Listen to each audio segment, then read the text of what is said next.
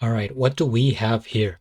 What's up, guys? GeorgeTheCloud here. Welcome to the channel and welcome to my life. This is a request by Rocha. Thank you so much for the coffee. So we have Fuse Echidnas, Arf, Frank Zappa.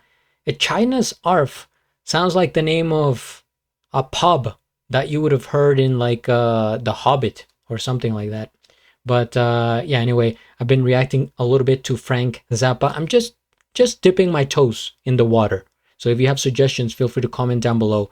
Many songs that I have yet to check out. So this is one song by Frank Zappa that I haven't heard, and I take it that it is a Fuse cover. And this band I've never heard before. I may look them up at the end, do a little research, but I just want to go into it, and see what they're all about. So here we go. It is a live performance. Thank you guys for tuning in. If you would like to support my music journey, please check out my Patreon. It helps out a lot. Grab some popcorn, fill up your water, put your headphones on, and let's go. This looks like a very personal, like exclusive performance here. Not a ton of people, very small space.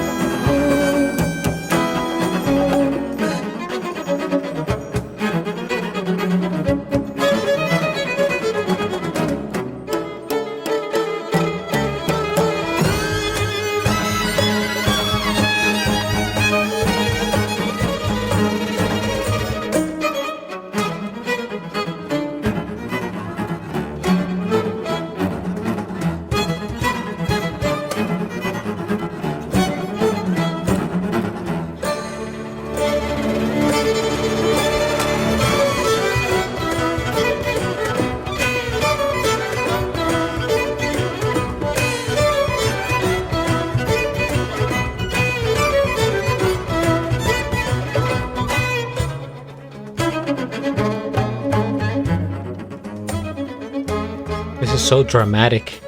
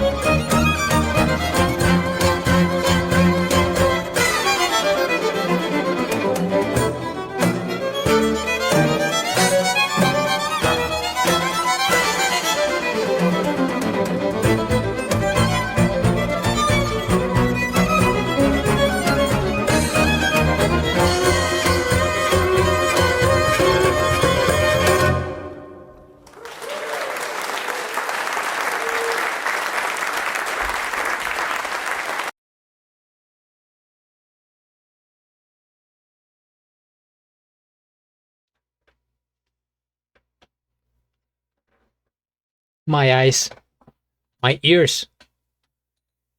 It's like the instruments were spazzing out. First things first, we hit the like. Let me see. Let me check out. Sure, I'll subscribe to. You know what? I'll subscribe to Fuse, an unusual ensemble. Unusual for sure. And I'll have a link of the original video down in the description below. I saw at least one of the strings there that was broken in that violin. So we have a man down, casualty, if you will. And not surprised at all, because the way they were playing these instruments, I don't even think the instruments knew that they could be played like this. It's chaotic, abrasive, bizarre, disturbing, dare I say, but not in a bad way, in just like a shock type of way.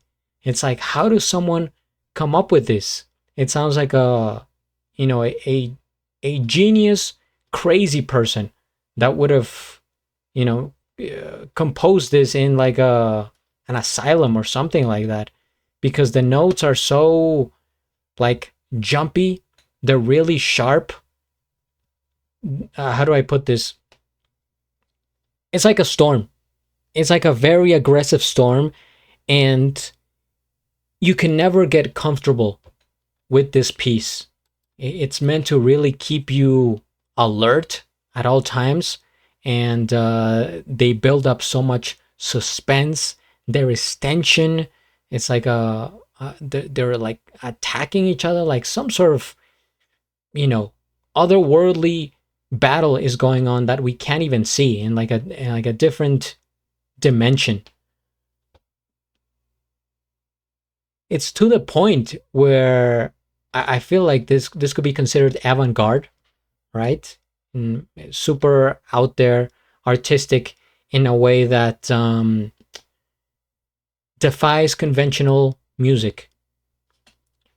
Now, I can see why the venue is small and like everything they have set up here, because this is probably not, a song that you could play for a lot of people in like a grand theater or something like that. It's more like a niche, like specific. People go there because they're waiting for Fuse. They're like, oh man, they already know what to expect. They're in on it, and I'm sure that they enjoy it. But it's definitely not for everybody. I'm not gonna say that it's not for me, because I'm super open-minded. I've never in the history of the channels on YouTube have I hated a song or something like that. Not at all, because I'm just like, there's music for everybody.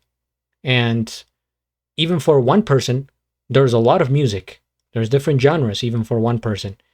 For me, this is like pushing the limits of what, I am aware of, right? Because for the most part, the music that I listen to, that I even react to, right? It's very like harmonious, it's typical, their structure, regardless of the era, the decade, or the genre, they kind of follow the same idea of like, okay, musicality. But this one was more of like this chaotic orchestra, but I don't know, it's making my brain. What's the deal with Frank Zappa? Like, who is this guy? Who does he think he is, creating this type of music? Huh?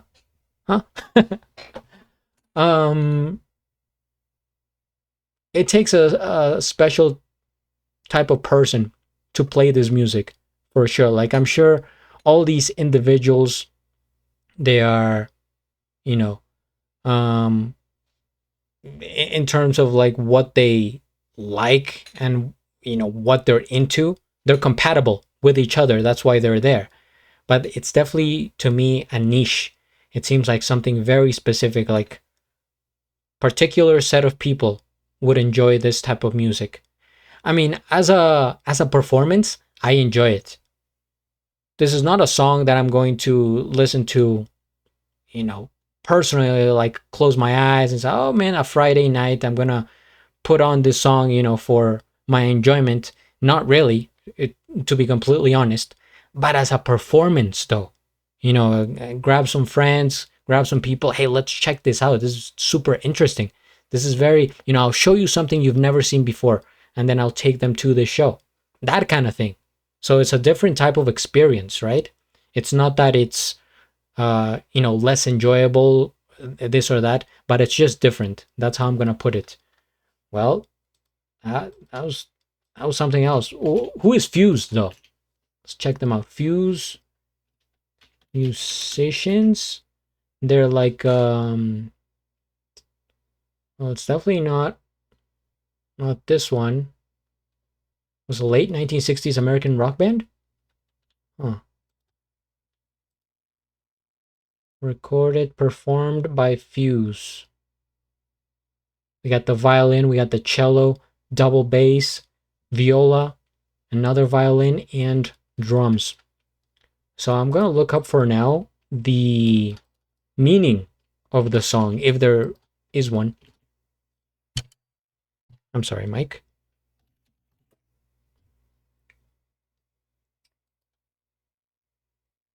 Echidna's ARF of You is a complex high-energy instrumental by Frank Zappa, famously featured on the 1974 Roxy and Elsewhere album. It is known for intricate, fast-paced, unison lines, frequent time signature changes, and tight band interaction, often played between Village of the Sun and Don't You Ever Wash That Thing? Okay. Yeah. And Echidna is an Australian spiny ant eater. Ah, I didn't know that. The title is likely an absurdist phrase. I've been seeing that a lot with the comments, with the descriptions, you know, related to Frank Zappa. This word comes up, absurdist, fitting Zappa's conceptual continuity, where he often used strange references to dogs, barks, arf, or random imagery as noted in discussions on AllMusic, okay? The piece is a hallmark of Zappa's complex music, utilizing rapid melodic shifts, polyrhythms, and intense percussion from Ruth Underwood and drummer Ralph Humphrey. Ruth Underwood, that was the woman that I saw in one of the performances. I think it was the Inca Lines. The piece frequently serves as a bridge, linking the vocal-driven Village of the Sun to the chaotic instrumental Don't You Ever Watch That Thing? It acts as a highly technical, jazz fusion-oriented centerpiece for the 1973 to 1974 live band. Okay, the Roxy and Elsewhere version highlights George Duke on synthesizers, providing distinctive harmonies often described as polyphonic or arranged in thirds or fourths. See, this is why I like reading about the description of the song, right? Because I learn, you know, of course, more about it, but at the same time, I kind of get the vocabulary of music, right? I'm learning things that I've never seen before. You know, I'm not familiar, but the more I do it, the more I'm gonna catch on to this. Well, there it is. Thank you so much for requesting this, Rocha. A very, very particular song that, or composition that is unlike any I have heard.